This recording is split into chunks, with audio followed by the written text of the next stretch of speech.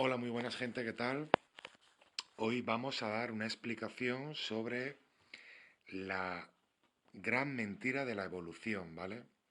Todo lo desconocido y todo lo que nos han enseñado en colegios, institutos, universidades, etcétera, durante toda la humanidad, ¿vale? Durante todos estos años atrás y todos estos siglos de estudio, ¿no? Resulta que este vídeo viene a raíz de una charla, ¿vale?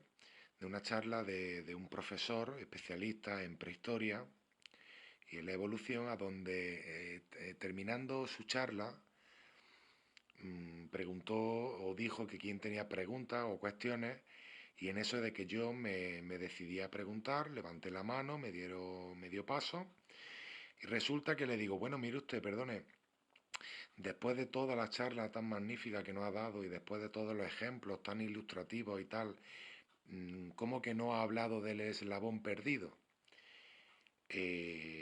¿Podría decirme dónde se encuentra, en qué momento de la escala evolutiva se encuentra o está o debería estar ese eslabón perdido antes del Homo sapiens?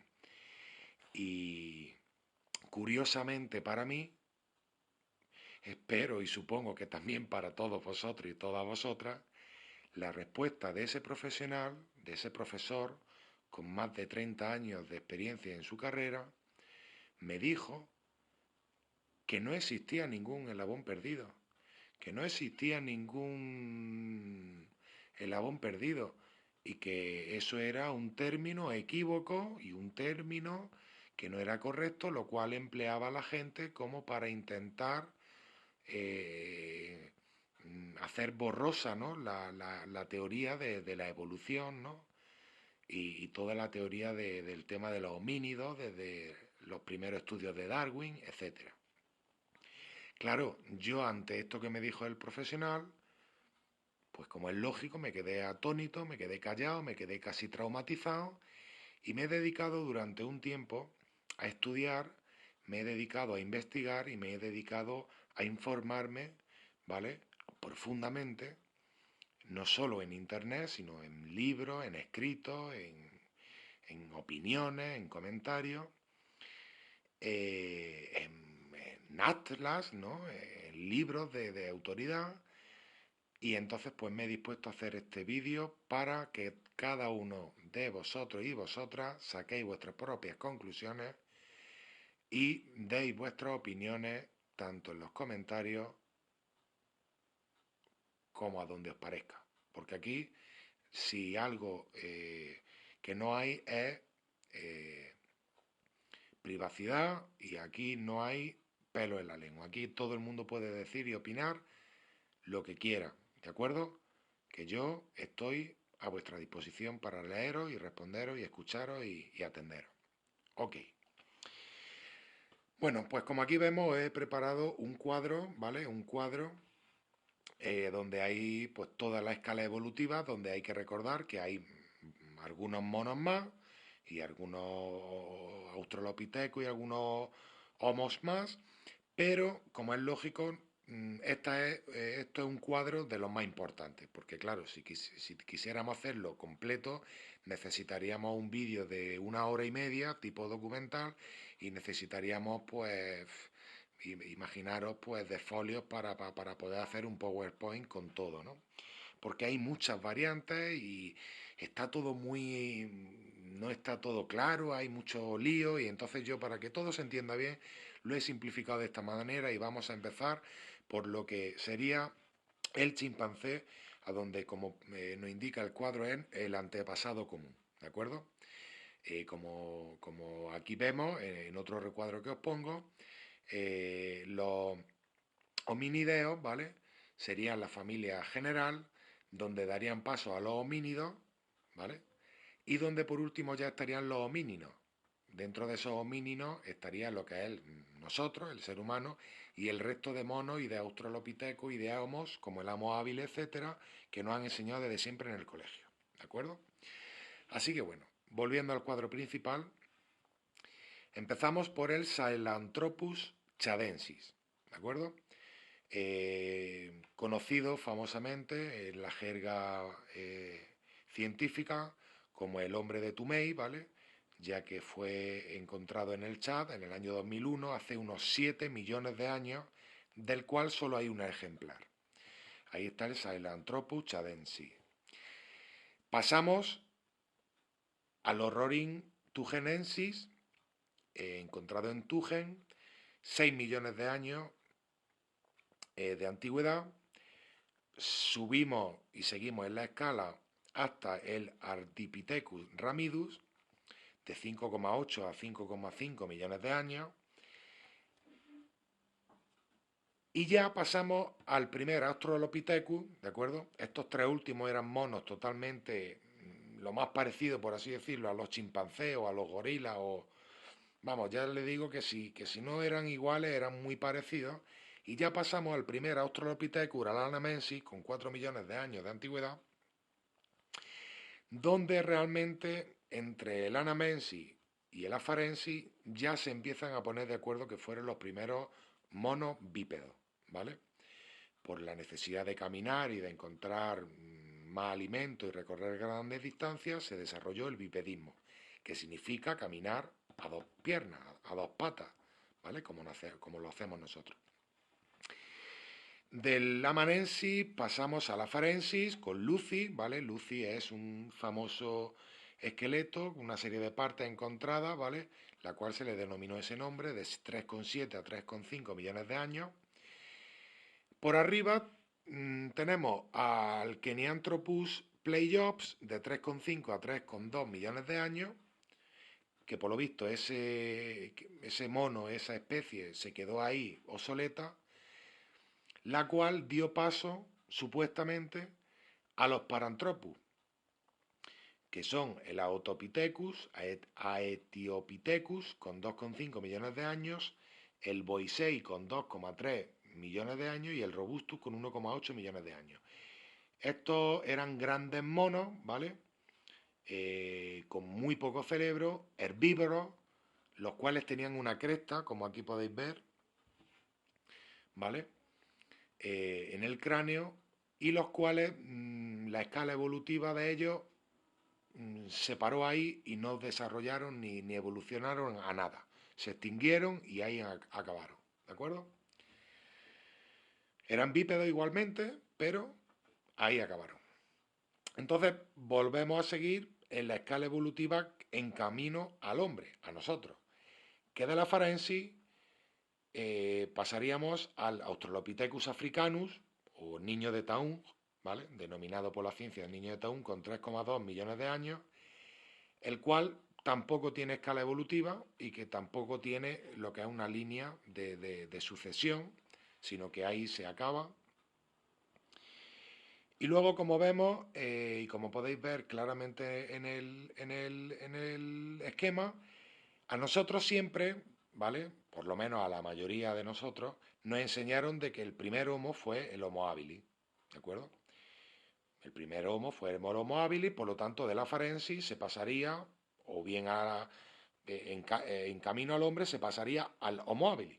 Bueno, pues en estos últimos años, para que veáis qué recientes están estos estudios, en estos últimos años, desde los años 90 hacia aquí, resultó de que ya el primer Homo habilis, el primer Homo no fue el Homo habilis, sino posiblemente sea el Homo rudolfenensis, como veis aquí abajo, que se cree ya que es el primer Homo. Pero anterior a estos dos Homos, hay otros dos Australopithecus, que serían el Australopithecus gari, que descendería de la Farensis, como lo podéis ver ahí, y el Australopithecus sediva, con 1,9 millones de años, en el cual hay un signo de interrogación porque nadie sabe lo que es el Australopithecus sediva. Se cree que de él descienden los Homo erectus o los Homo ergaster, o que convivieron a la misma vez y se extinguieron. Al final resulta que con el sediva no se ponen de acuerdo. Hay teorías de todos los gustos y es una escala, un Australopithecus, el último Australopithecus que existió y que no se sabe dónde fue a parar. Así que retornándonos después del Australopithecus gari, que convivió a la misma vez con el rudolfensis y con el habilis, resulta que llegamos al Homo habilis. ¿De acuerdo? todo ese jaleo después de todo no nos importa mucho. El Homo habilis fue el primero en hacer los utensilios, en hacer armas, en cazar, en moverse, aunque era carroñero, era recolector. Y ya hubo un paso a donde la evolución dio paso a los Homo erectus y a los Homo ergaster, ¿vale? En cada uno en una parte diferente de África, pero dentro del corazón de África los dos, con 1,8 millones de años, a donde ya tanto el Homo erectus como el Homo ergaster eran erguidos, o sea, ya no solo eran bípedos, sino que caminaban prácticamente erguidos, como lo hacemos nosotros. Y aquí, señores, es donde espero que pongáis mucha atención porque viene lo interesante. Resulta que del Homo ergaster emigró, por el tema de las cazas y las recolecciones, emigró hacia la zona de Europa, Euroasia, Oriente Próximo, dejando su mayor descendencia, ¿vale? Para ser más exacto, en el antecesor en Europa, con 1,2 millones de años y un signo de interrogación porque no se sabe seguro, ¿vale? Encontrado en Atapuerca, en la cima del lado Lima, y resulta que el antecesor dio paso al hombre de al Heidelbergensis, ¿vale? Por la zona de Alemania, sobre el millón de años u 800.000 años más o menos, antes de Cristo todo, como es lógico, y ya se dio paso al hombre de Neandertal. O sea que del Homo ergaster pasamos al antecesor, pasamos al Heidelbergensis y pasamos al Neandertal hace unos 250.000 o 300.000 años antes de Cristo más o menos. Vale, por ahí se acaba esa escala evolutiva. Se acaba esa escala evolutiva, tenemos que volver atrás porque del Homo erectus, que fue el que se empezó a emigrar por todo lo que es ya no solo el Oriente Próximo y Asia, sino que ya directamente fue efectivamente hacia lo que es Asia completamente, toda la isla y todo lo que es la zona de Moscú y vamos, todo lo que viene siendo ya el Oriente y del año del 1,8 millones de años del Homo erectus, aquí viene a donde está el eslabón perdido, donde ese profesional y ese hombre y muchos otros dicen que no existe, que no hay, que no, que eso es incorrecto decirlo. Yo no digo que lo haya o no digo que no haya, a lo mejor no se han descubierto aún restos fósiles, aunque tenemos que saber que de la mayoría de los homos y de los australopithecus que os he dicho, como son el caso del Homo habilis o del Homo erectus, o en un momento dado hasta del Australopithecus afarensis o alanamensis, son muchos los cuerpos fosilizados y los huesos y los miembros de esa escala evolutiva que tenemos, ¿de acuerdo?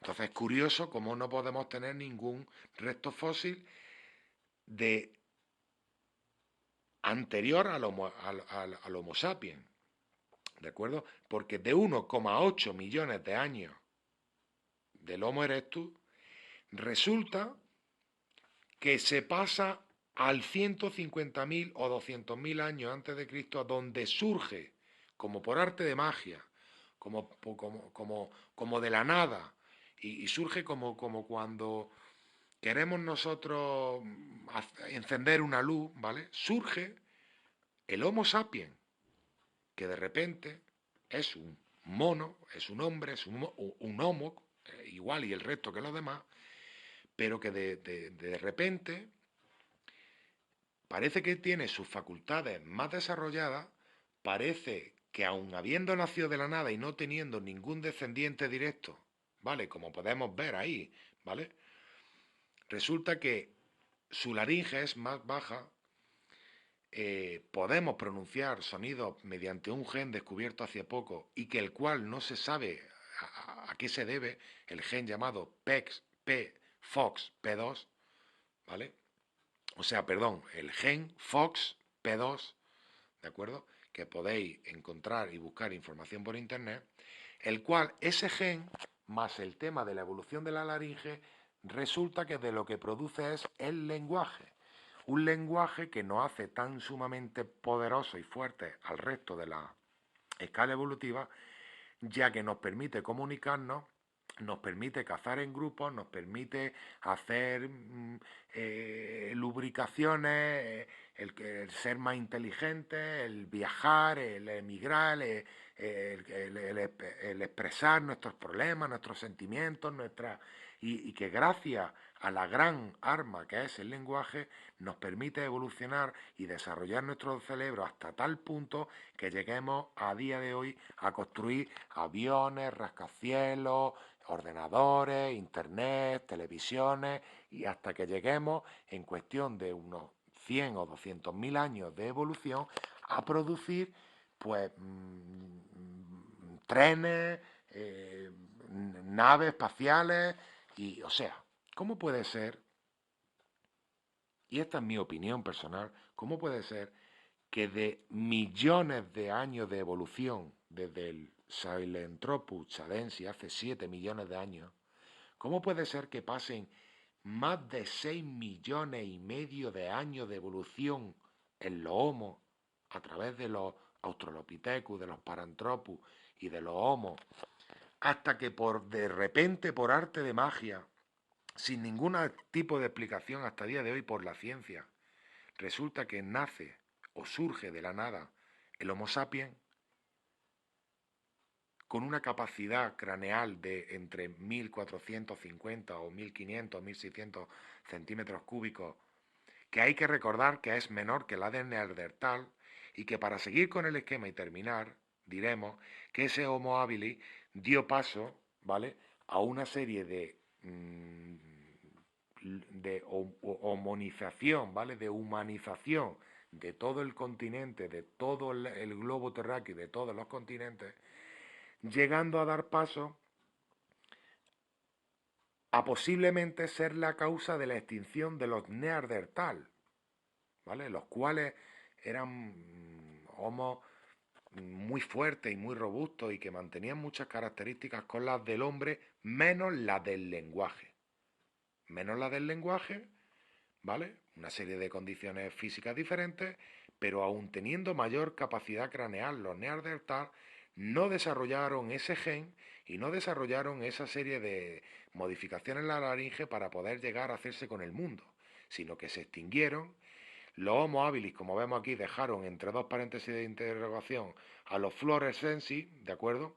Que ya no se sabe si de ahí vienen los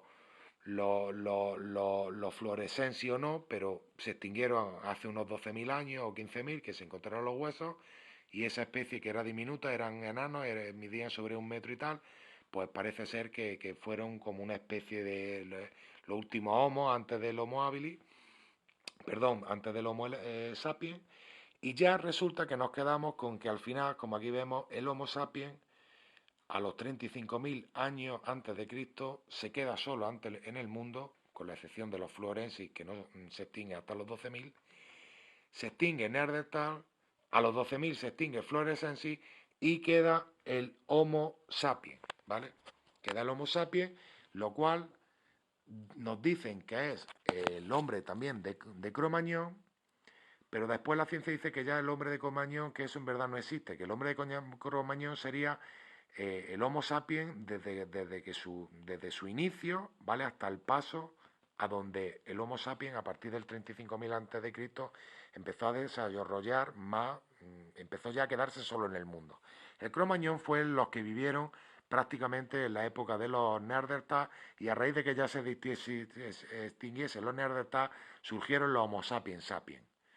Que la ciencia después, más adelante, dijo que Homo sapiens sapiens no era correcto hablarlo, sino que solamente había que decir Homo sapiens. Que Homo sapiens sapiens nada, Homo sapiens a seca. Y hasta aquí, y hasta hoy, el año 2014 que hemos llegado, ¿no?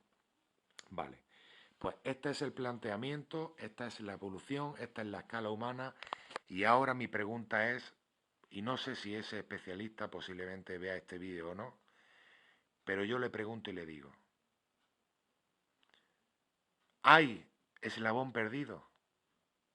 ¿Hay estudios que no se han aclarado? Hay información que tiene muchas lagunas, porque irremediablemente, habiendo estudiado el tema y habiendo visto lo que aquí hemos visto, la respuesta es sí. Espero que os haya gustado el vídeo.